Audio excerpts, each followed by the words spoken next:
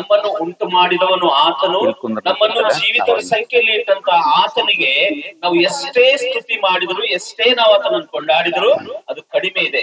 ನಾವು ನಮ್ಗೆ ಯಾರಾದ್ರೂ ಏನಾದ್ರೂ ಸಹಾಯ ಮಾಡಿದ್ರೆ ನಾವು ಅವರು ನಮ್ಮ ಜೊತೆಲಿರುವವರೆಗೆ ನಾವು ಹೇಳ್ತೀವಿ ಥ್ಯಾಂಕ್ಸ್ ಎಂಬುದಾಗಿ ಹೇಳ್ತೇವೆ. ಆದ್ರೆ ನಮ್ಮನ್ನು ಉಂಟು ಮಾಡಿ ನಮ್ಮನ್ನು ಜೀವಿತರ ಸಂಖ್ಯೆಯಲ್ಲಿಟ್ಟು ನಮ್ಮನ್ನು ಪ್ರತಿದಿನ ಪ್ರತಿ ಕ್ಷಣ ನಡೆಸುವಂತ ದೇವರಿಗೆ ನಾವು ಎಷ್ಟೇ ಥ್ಯಾಂಕ್ಸ್ ಹೇಳಿದ್ರು ಅದೇನಾಗಿದೆ, ಕಡಿಮೆ ಆಗಿದೆ. ಅದಕ್ಕಾಗಿ ಮಕ್ಕಳು ಇಲ್ಲಿವರೆಗೆ ಧನ್ಯವಾದ ಸಾಥ್ ಎಂಬುದಾಗಿ ಆ ದೇವರ ನಾಮವನ್ನು ಕೊಂಡಾಡಿದ್ದಾರೆ. ಅದಕ್ಕಾಗಿ ಈ ಸಮಯದಲ್ಲಿ ನಾವು ಅದೇ ರೀತಿಯಾಗಿ ಯಾರು ಮಾತನಾಡದೆ ಒಂದ್ ಸ್ವಲ್ಪ ಹೊತ್ತು ದೇವರ ವಾಕ್ಯ ನಾವು ಧ್ಯಾನ ಮಾಡುವಂತರಾಗಿರೋಣ. ನಮ್ಮ ಮಧ್ಯದಲ್ಲಿ ಪಾಸ್ಟರ್ ಹನುಮಂತಣ್ಣ ಅವರಿದ್ದಾರೆ. ಸೊ ಅವರು ದೇವರ ವಾಕ್ಯದಿಂದ ನಮ್ಮನ್ನು ನಡೆಸುವಂತರಾಗಿದ್ದಾರೆ. ನನ್ನ ಮುಂದಿನ ಸಮಯ ಅವರಿಗೆ ಕೊಡುವಂತನಾಗಿದ್ದೇನೆ. ಪ್ಲೀಸ್. ಸೊ ದೇವರ ಪರಿಶುದ್ಧವಾದ ನಾಮಕ್ಕೆ ಸ್ತೋತ್ರವಾಗಲಿ. ಮತ್ತೊಂದಾವರ್ತಿ ನಮ್ ಸುರೇಶ್ ಮತ್ತು ಗೀತಾ ಅವರ ಒಂದು ಕುಟುಂಬದ ವತಿಯಿಂದ ಅವರೊಂದು ಕರೆಗೆ ನೀವೆಲ್ಲರೂ ಹೋಗೊಟ್ಟು ಅವ್ರ ಸಂತೋಷದಲ್ಲಿ ನೀವೆಲ್ಲರೂ ಕೂಡ ಪಾಲು ತೆಗೆದುಕೊಳ್ಳುವಂತೆ ನೀವು ಬಂದಿದ್ದಕ್ಕಾಗಿ ಮತ್ತು ಅವರ ಕುಟುಂಬದ ಪರವಾಗಿ ನನ್ನ ಪರವಾಗಿ ನಿಮಗೆ ಮೊದಲನೇದಾಗಿ ನಿಮಗೆ ವಂದನೆಗಳನ್ನು ತಿಳಿಸ್ತಾ ಇದ್ದೇನೆ. ಅಷ್ಟು ಮಾತ್ರವೇ ಎರಡನೇದಾಗಿ ಇಲ್ಲಿ ನಮ್ಮ ಜೊತೆ ಸೇವಕರಾಗಿರುವಂತ ಅನೇಕರು ಇವತ್ತು ಸೇವೆಯಲ್ಲಿರುವಂತ ಸೇವಕರು ನಮ್ಮ ಜೊತೆ ಕೂತಿದ್ದಾರೆ. ಸೊ ಅನೇಕ ಸ್ನೇಹಿತರು ಬಂಧ ವರ್ಗದವರು ಇಲ್ಲೆಲ್ಲ ಸೇರಿ ಬಂದಿದ್ದೀರಿ. ಆದ್ರೆ ಈ ಸಮಯದಲ್ಲಿ ನನಗೆ ಕೊಟ್ಟಂತ ಒಂದು 5 ನಿಮಿಷದಲ್ಲಿ ನಾನು ದೇವರ ಮಾತನ್ನು ಹೇಳಿ ನಾನು ಮುಗಿಸ್ಲಿಕ್ಕಿದ್ದೇನೆ. ಅದಕ್ಕೋಸ್ಕರ ಈಗ ದಯವಿಟ್ಟು ಒಂದು 5 ನಿಮಿಷ ನೀವು ಸ್ವಲ್ಪ ಜಾಗ್ರತೆಯಿಂದ, ಸ್ವಲ್ಪ ಸಹನೆಯಿಂದ, ತಾಳ್ಮೆಯಿಂದ ನೀವು ಇರುವುದಾದ್ರೆ ಒಂದು 5 ನಿಮಿಷದಲ್ಲೇ ದೇವರ ಮಾತುಗಳನ್ನು ಹೇಳಿ ನಾನು ಮುಗಿಸ್ತೇನೆ. ಸೊ ನಾವು ನೋಡ್ತೇವೆ ಇವತ್ತು ನಾವೆಲ್ಲರೂ ಸೇರಿ ಬಂದಿರುವಂತ ಉದ್ದೇಶ ನಿಮ್ಮೆಲ್ಲರಿಗೂ ಗೊತ್ತು.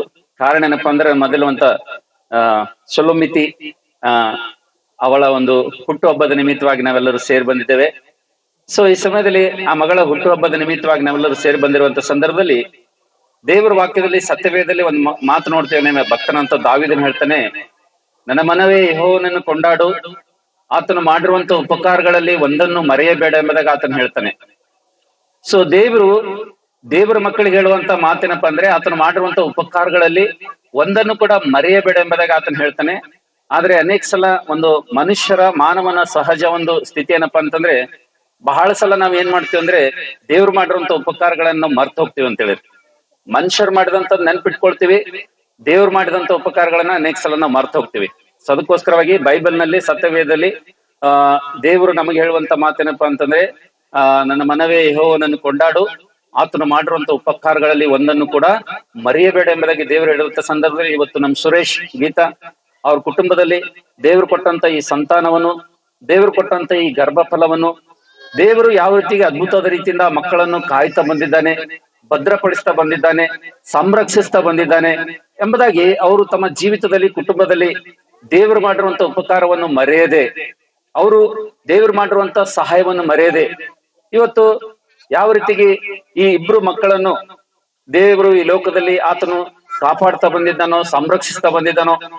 ಒಂದು ಹತ್ತು ಬರುವಂತ ಸಂದರ್ಭದಲ್ಲಿ ಕೋಳಿ ಯಾವ ರೀತಿ ತನ್ನ ರೆಕ್ಕೆಯಲ್ಲಿ ಮಕ್ಕಳನ್ನು ಹುದುಗಿಸ್ಕೊಟ್ಟಿರುವಂತೋ ಆ ರೀತಿಗೆ ದೇವರು 2 ಮಕ್ಕಳನ್ನು ಇಲ್ಲಿ ತನಕ ಅದ್ಭುತವಾಗಿ ಕಾಪಾಡಿ ನಾವು ನೋಡ್ತೇವೆ. ಒಳ್ಳೆ ಆರೋಗ್ಯ ಕೊಟ್ಟು ಮತ್ತು ಅವ್ರ ವಿದ್ಯಾಭ್ಯಾಸದಲ್ಲೂ ಕೂಡ ದೇವರು ಸಹಾಯ ಮಾಡಿ ಇವತ್ತು ತಿರುಗಿ ಒಂದು ನೂತನ ವರ್ಷದಲ್ಲಿ ಕಾಲಿಡುವಂತೆ, ಒಂದು ಹೊಸ ವರ್ಷದಲ್ಲಿ ಕಾಲಿಡುವಂತೆ ದೇವ್ರು ಕೊಟ್ಟಂತ ಕೃಪೆ, ದೇವ್ರು ಮಾಡಿದಂತ ಸಹಾಯ ನಮ್ಮ ಜೀವಿತದಲ್ಲಿ ನಾವು ಮರಿಬಾರ್ದು. ಇದು ನಮ್ಮ ಸ್ನೇಹಿತರಿಗೆ, ಬಂಧು ವರ್ಗದವರಿಗೆ, ರಕ್ತ ಸಂಬಂಧಿಕರಿಗೆ, ನಮ್ಮ ನೆರೆಹೊರೆಗೆ ಎಲ್ಲರಿಗೂ ಕರೆದು ನಾವು ಸಂತೋಷ ಆಚರಿಸಬೇಕಂತ ಹೇಳಿ ಇವತ್ತು ಸುರೇಶ್ ಮತ್ತು ಗೀತಾ ಅವರು ಈ ಸಂದರ್ಭದಲ್ಲಿ ಈ ಒಂದು ಕಾರ್ಯಕ್ರಮವನ್ನು ಏರ್ಪಡಿಸಿರುವಂತ ಸಂದರ್ಭದಲ್ಲಿ ನಾವೆಲ್ಲರೂ ಅದರ ಅಂಗವಾಗಿ ನಾವು ಸೇರಿ ಬಂದಿದ್ದೇವೆ. ಅದಕ್ಕೋಸ್ಕರ ಇಲ್ಲಿ ಸೇರಿ ಬಂದಿರುವಂತ ಎಲ್ಲಾ ತಂದೆ ತಾಯಿಗಳಿಗೆ ನನ್ನ ಮನವಿ ಏನಪ್ಪಾ ಅಂತಂದ್ರೆ, ನಿಜವಾಗಿ ನಾವು ನಮ್ಮ ಜೀವಿತದಲ್ಲಿ ದೇವ್ರು ಮಾಡಿರುವಂತ ಉಪಕಾರಗಳನ್ನ ನಾವು ಮರಿಬಾರ್ದು. ಯಾಕಂದ್ರೆ ನಾವು ನೋಡ್ತೇವೆ ಕೀರ್ತನೆ ಪುಸ್ತಕ 85ನೇ ಅಧ್ಯಾಯ 12ನೇ ವಚನ ನೋಡ್ತೀವಿ, ದೇವರು ಎಲ್ಲರಿಗೂ ಒಳ್ಳೇದನ್ನೇ ಆತನು ಕೊಡ್ತಾನೆ ಎಂಬುದಾಗಿ ದೇವ್ರ ವಾಕ್ಯದಲ್ಲಿ ನೋಡ್ತೀವಿ ಅಂತ ಹೇಳಿ.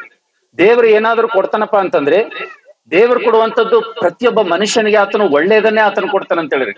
ಸೊ ದೇವರು ಯಾವಾಗ ನಮ್ಮ ಜೀವಿತದಲ್ಲಿ ಆತನು ಒಳ್ಳೇದನ್ನು ಕೊಡ್ತಾನೋ, ಒಳ್ಳೇದನ್ನು ಮಾಡ್ತಾನೋ, ಅಂತ ಸಂದರ್ಭದಲ್ಲಿ ಆತನ ಮಕ್ಕಳಾಗಿರುವಂತ ನಾವು, ಆತನನ್ನು ಸೇವಿಸುವಂತ ನಾವು, ಆತನನ್ನು ಹಿಂಬಾಲಿಸುವಂತ ನಾವು, ಆತನನ್ನು ಆರಾಧಿಸುವಂತ ನಾವೆಲ್ಲರೂ ಕೂಡ ದೇವರು ನಮಗೆ ಒಳ್ಳೇದನ್ನು ಅನುಗ್ರಹಿಸಿರುವಂತ ಸಂದರ್ಭದಲ್ಲಿ ನಮ್ಮ ಒಂದು ಬಾಧ್ಯತೆ ಏನಪ್ಪಾ ಅಂತಂದ್ರೆ, ನಮ್ಮ ಒಂದು ಜವಾಬ್ದಾರಿ ಏನಪ್ಪಾ ಅಂತಂದ್ರೆ, ನಾವು ನೋಡ್ತೇವೆ ದೇವ್ರ ವಾಕ್ಯ ಹೇಳ್ತದೆ, ಪುತ್ರ ಸಂತಾನವು ಯೆಹೋವನಿಂದ ಬಂದಂತ ಸ್ವಾಸ್ಥ್ಯ, ಗರ್ಭಫಲವು ಆತನ ಬಹುಮಾನ ಅಂತೇಳಿ ದೇವರ ವಾಕ್ಯ ಹೇಳುವಂತ ಸಂದರ್ಭದಲ್ಲಿ ಆತನ ಸ್ವಾಸ್ಥ್ಯ, ಆತನ ಬಹುಮಾನ ನಮಗೆ ದೇವರು ಕೊಟ್ಟಿರುವಂತ ಸಂದರ್ಭದಲ್ಲಿ, ಇವತ್ತು ದೇವರು ಒಳ್ಳೆ ಸಂತಾನವನ್ನು ನಮಗೆ ಕೊಟ್ಟಿರುವಂತ ಸಂದರ್ಭದಲ್ಲಿ, ಇವತ್ತು ಈ ಒಂದು ಒಳ್ಳೆ ಬಹುಮಾನವನ್ನು ದೇವರು ನಮ್ಗೆ ಕೊಟ್ಟಿರುವಂತ ಸಂದರ್ಭದಲ್ಲಿ ನಾವು ನೋಡ್ತೇವೆ, ತಂದೆ ತಾಯಿಗಳಾದಂತ ನಾವೆಲ್ಲರೂ ಕೂಡ, ಇಲ್ಲಿ ಸೇರಿ ಬಂದಿರುವಂತ ನಾವೆಲ್ಲರೂ ಕೂಡ, ಈ ಧ್ವನಿಯನ್ನು ಕೇಳುವಂತ ನಾವೆಲ್ಲರೂ ಕೂಡ ಈ ಸಮಯದಲ್ಲಿ ದೇವರು ಕೊಟ್ಟಂತ ಈ ಬಹುಮಾನವನ್ನು, ದೇವರು ಕೊಟ್ಟಂತ ಈ ಸಂತಾನವನ್ನು ನಾವು ಬಹು ಜಾಗ್ರತೆಯಿಂದ ನಾವು ನೋಡ್ಕೊಳ್ಬೇಕೆಂಬುದಾಗಿ ನಾವು ದೇವ್ರ ವಾಕ್ಯದಲ್ಲಿ ನೋಡ್ತೀವಿ ಅಂತ ಹೇಳಿ. ನಾನ್ ನಿಮ್ಗೊಂದು ಪ್ರಶ್ನೆ ಕೇಳ್ತೀನಿ, ನಿಮ್ಗೆ ಯಾರಾದ್ರೂ ಕಾಸ್ಟ್ಲಿ ಒಂದು ಬಹುಮಾನ ಕೊಟ್ರಂದ್ರೆ ನಿಮ್ ಮನೆಗೆ ಎಲ್ಲಿಡ್ತೀರಿ? ಅದು ಎಲ್ಲಾದ್ರೂ ಕೆಳಗಡೆ ಇಡ್ತೀರೇನು?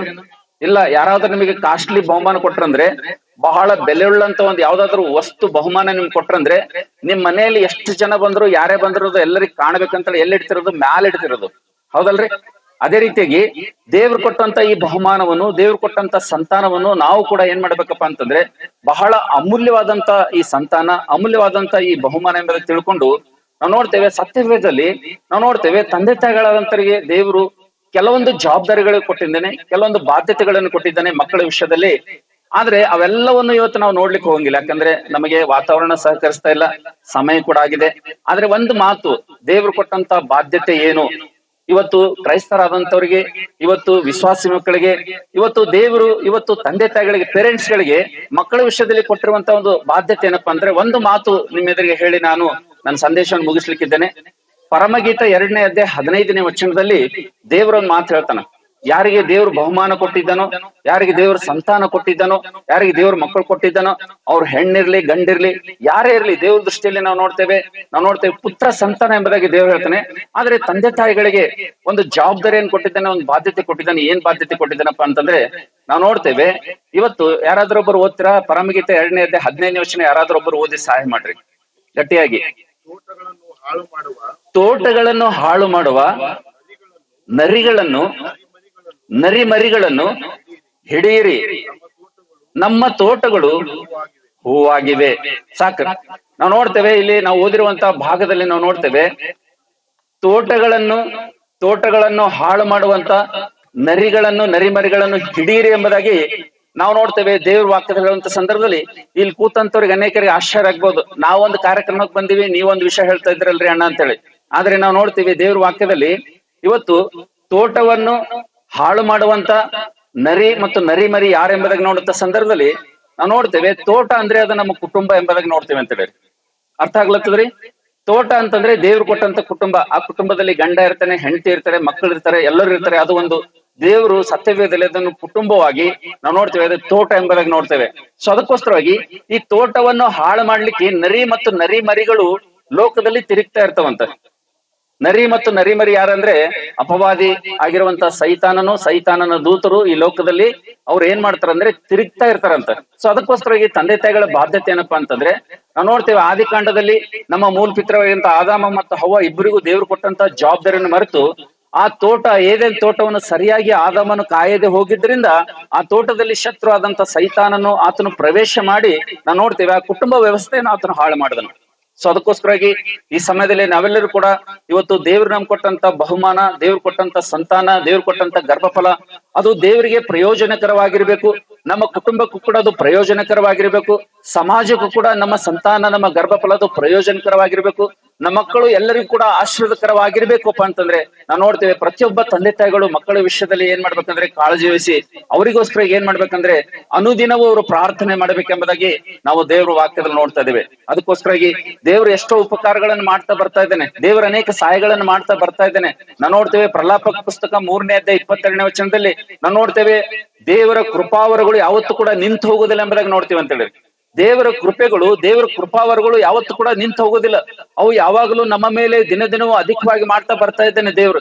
ಆದ್ರೆ ದೇವರು ಕೃಪೆ ಸುರಿಸುವಂತ ಸಂದರ್ಭದಲ್ಲಿ, ದೇವರು ದಯಾ ಕಿರೀಟ ನಮ್ಗೆ ಕೊಡುವಂತ ಸಂದರ್ಭದಲ್ಲಿ, ದೇವರು ನಮಗೆ ಉಪಕಾರ ಮಾಡುವಂತ ಸಂದರ್ಭದಲ್ಲಿ, ದೇವರು ನಮಗೆ ಸಹಾಯ ಮಾಡುವಂತ ಸಂದರ್ಭದಲ್ಲಿ ನಮ್ಮ ಒಂದು ಬಾಧ್ಯತೆ ಏನಪ್ಪಾ ಅಂದ್ರೆ ದೇವರು ಕೊಟ್ಟಂತ ನಮ್ಮ ಸಂತಾನವನ್ನು, ನಮ್ಮ ಕುಟುಂಬವನ್ನು, ನಮ್ಮ ಗರ್ಭಫಲವನ್ನು ನಾವೇನ್ ಮಾಡ್ಬೇಕಂದ್ರೆ ಅವರು ನಮಗೂ ನಮ್ಮ ಕುಟುಂಬಕ್ಕೂ ಸಮಾಜಕ್ಕೂ ಅವರು ಪ್ರಯೋಜನಕರವಾಗುವಂತೆ ತಂದೆ ತಾಯಿಗಳಾದಂತ ನಾವೆಲ್ಲರೂ ಕೂಡ ಪ್ರಾರ್ಥನೆ ಮಾಡ್ಬೇಕು ಅವರಿಗೋಸ್ಕರ ಎಂಬುದಾಗಿ ಒಂದೇ ಒಂದು ಮಾತನ್ನು ಹೇಳಿ ನನ್ನ ಸಂದೇಶವನ್ನು ನಾನು ಮುಗಿಸ್ತೇನೆ. ಅದಕ್ಕೋಸ್ಕರ